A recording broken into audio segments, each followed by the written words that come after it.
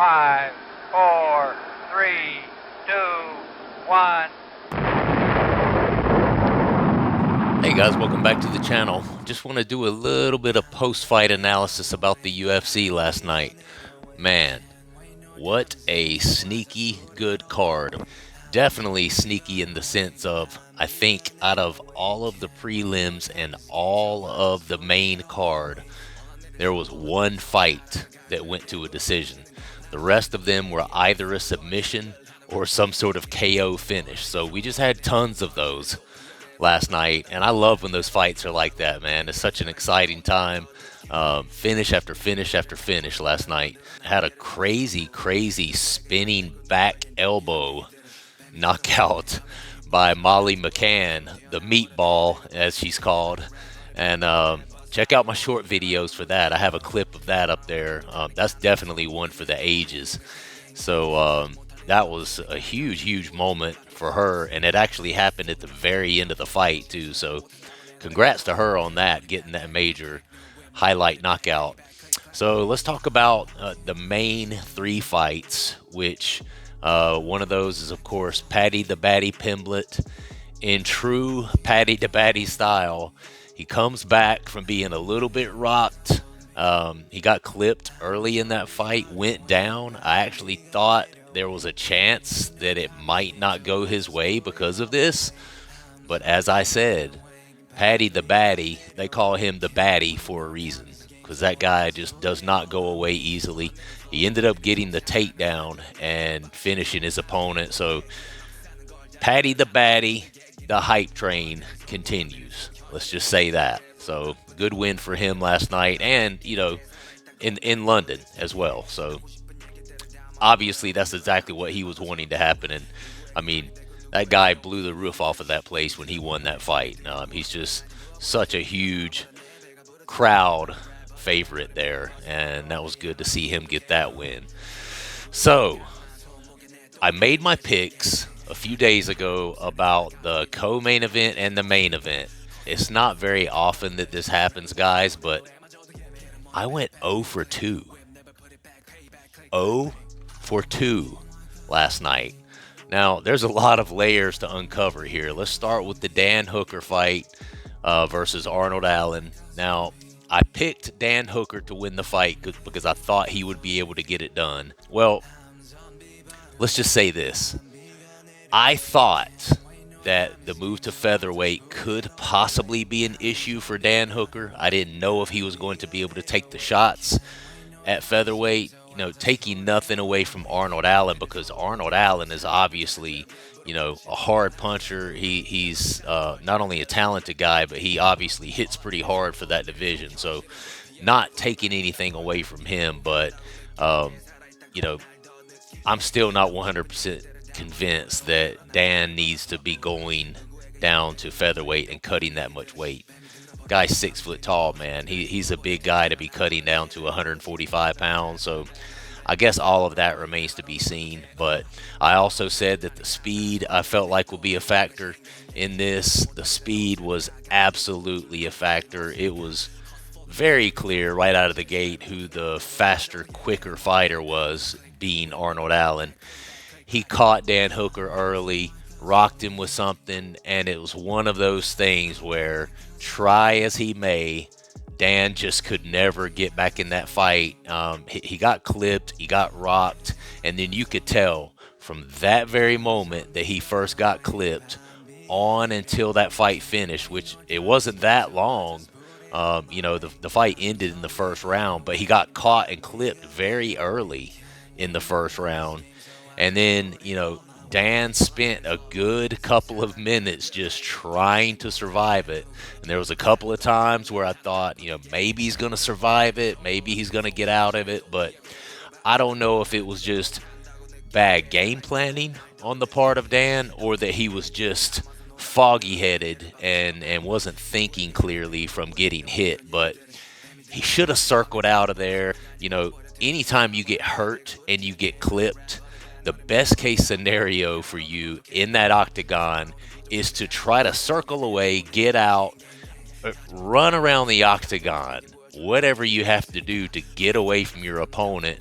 The worst thing you can do is when you're hurt is to stand in the pocket and try to trade with that person because you're hurt, you're not clear-headed, you're not as quick, your movements, your strikes, your muscle movements are labored because your brain is not functioning properly at that moment because you're currently operating in a rocked sort of state of mind, and it's just not the same. And, Dan unfortunately just continued to try to stay in the pocket with Allen and land his own strikes, thinking, I guess, if I can land something, maybe I can clip him. I think he probably felt like he had a power advantage in that scenario, and he might have, but he just never was able to really land anything too clean on Arnold Allen. I think he caught him one good time where Arnold kind of went down to his knee, then popped right back up. But other than that one moment from Dan Hooker, it was all Arnold Allen.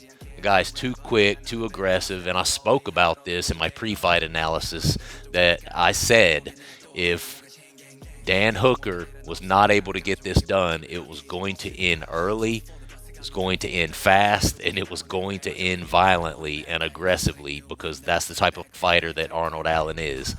And I said in my pre-fight analysis that I was picking Dan Hooker because I thought he would be able to survive that early onslaught, but that I did not feel good about my pick because Arnold Allen could easily end that fight. So that's exactly what happened. Hopefully, I would personally like to see Dan Hooker go back up to 155. I just think he's a little bit too big for the featherweight division, but ultimately that's for Dan to decide. I know he had taken a few losses up there at lightweight, to some of the top guys, which is probably the reason he cut back down to featherweight to fight there, but I don't know, man. I mean, he's always in exciting fights, and I think he can, at this stage of his career, he's still relatively young, only 32. I think at this stage of his career, he can cut out that niche for himself where he's just in exciting fights. But, maybe he never really gets a belt. Maybe he's not going to be able to make a run for the belt at this point. But if he's going to have that niche where he's kind of a journeyman or a gatekeeper, but is just one of those exciting fighters that everyone likes to watch, why not do it up at lightweight where you're a little bit more comfortable, where the weight cut is not quite so brutal for you, and where you maybe can take a better punch up there. So Dan Hooker ends up not getting it done, but all credit due to Arnold Allen, who did. He's still surging, he's still moving forward, and, I'm pretty excited to see what's on the horizon for him. And if I'm being honest, I see a possible title contention for him against Volkanovski, which, man, I would love to see that, guys. I would love to see that. Anyway, moving on to the main event, Alexander Volkov against the surging Tom Aspinall, or should I say the still surging Tom Aspinall. Same thing here. I thought that if Volkov was able to survive any early onslaughts by Tom Aspinall, that maybe he could make it an at distance sort of kickboxing range, which is what Volkov is good at, and also being the taller fighter, standing at 6'7". I feel like maybe he could, win a touch kickboxing battle with Tom Aspinall. But Tom Aspinall, for being a thick guy at that division, is deceivingly quick. I mean, this guy moves like a middleweight, man. And it was obvious, again, I talked about in my pre-fight analysis that there were a lot of parallels between this co-main event and then the main event, and it was proven. It was absolutely proven in the sense that it was obvious right out of the gate who the quicker fighter was. Tom Aspinall had a major speed advantage and possibly a little power advantage as well, and that's something that I really didn't give credit to him for. Not that he didn't have power, but I just thought that Volkov, being the taller, rangier guy, that he might actually be the one with the power advantage. Not necessarily sure if that was actually true last night. Tom Aspinall seemed to have a lot of power, and I did say that I felt like if Tom Aspinall was going to win this, he was going to need to incorporate his grappling. Tom Aspinall is known to be an amazing wrestler, an amazing grappler, and he showed that last night. Once he got Volkov to the mat, it just pretty much was all over. Volkov just did not have an answer for the grappling. Tom Aspinall eventually got hold of that arm of Volkov, and Volkov just wasn't able to weasel out of it, and ended up with a submission win going to Tom Aspinall. So Tom Aspinall still surging, and I heard after that he called out who? None other than Tai Tuivasa. That's another one, man.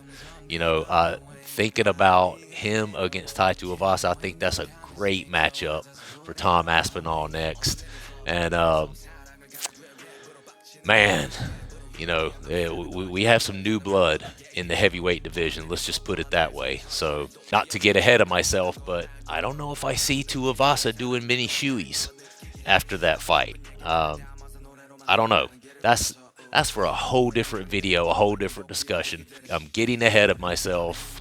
This fight has not even been made yet, but that is who Tom Aspinall called for after his win over Volkov. And hey, I think that was a smart move by Aspinall, man, because Tuivasa is just surging right now.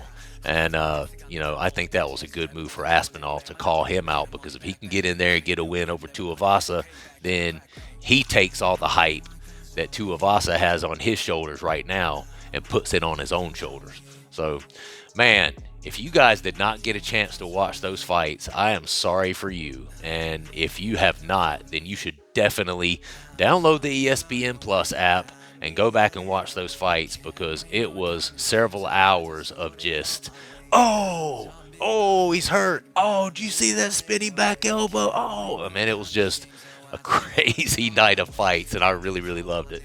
So I appreciate you guys watching, and if you have not subscribed to the channel, please do so, and ring the bell so you can receive notifications. All right, guys, I will see you next time. Peace.